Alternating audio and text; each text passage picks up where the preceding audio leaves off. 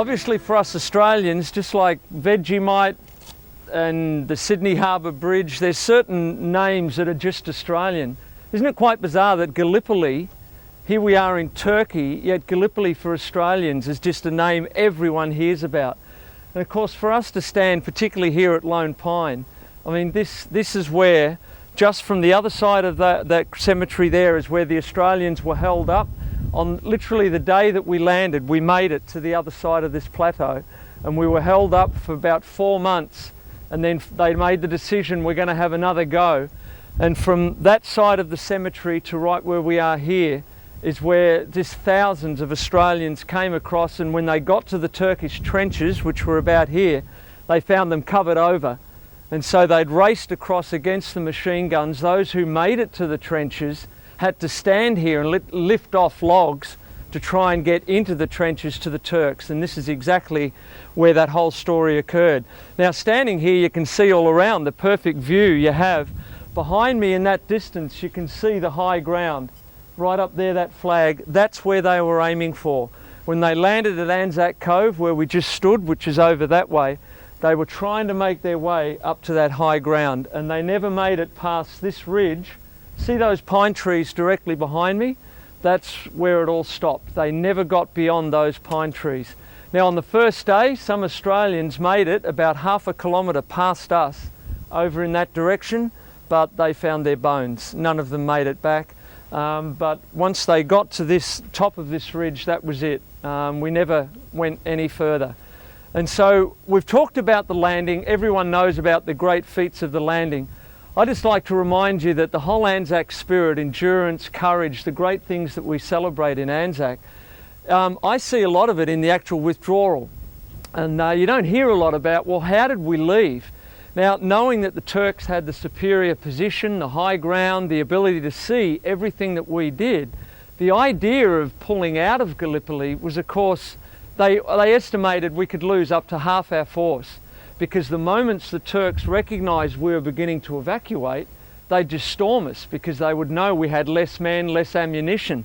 So a plan was set out. It was a man called White, General White, made the plan of how they were going to leave. And that's where you've probably seen the models of the guns with the water dripping. And so that as the water dripped, it set off the trigger. They set them up right along the trenches, right along the ridge.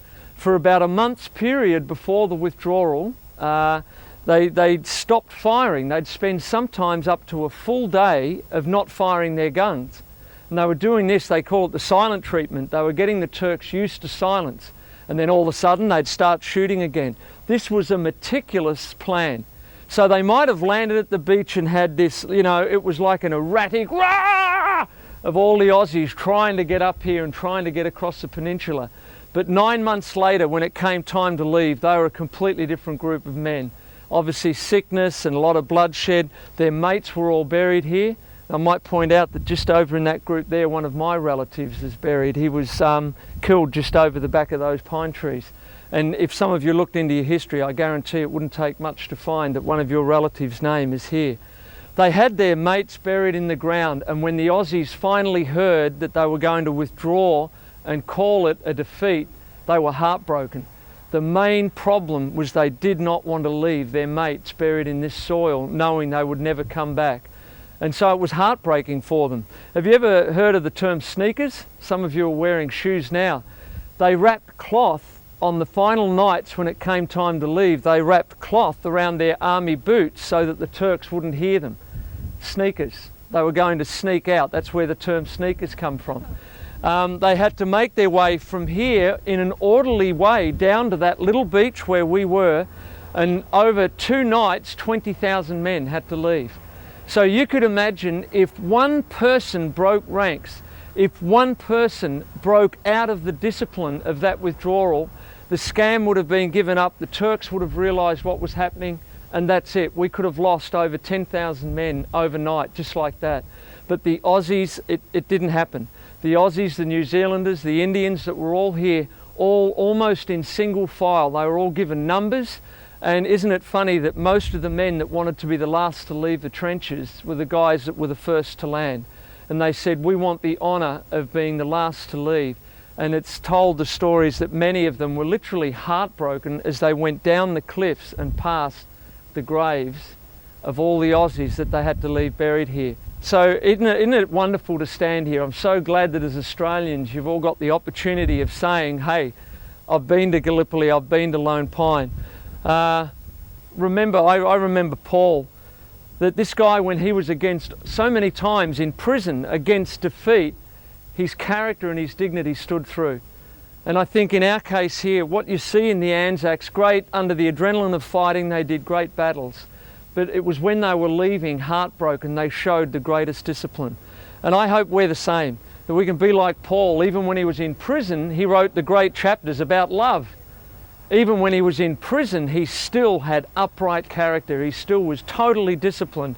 And no one could speak a word against him, even when he was in prison, when his freedom was taken from him. And so we as Australians can really celebrate. Yes, it was a defeat, but really for our spirit, it was a victory, wasn't it? And so those great words, I'll see if I can remember them. We'll close with this. They shall not grow old as we that are left will grow old. Age shall not weary them, nor the years condemn. At the going down of the sun and in the morning, we will remember them, lest we forget.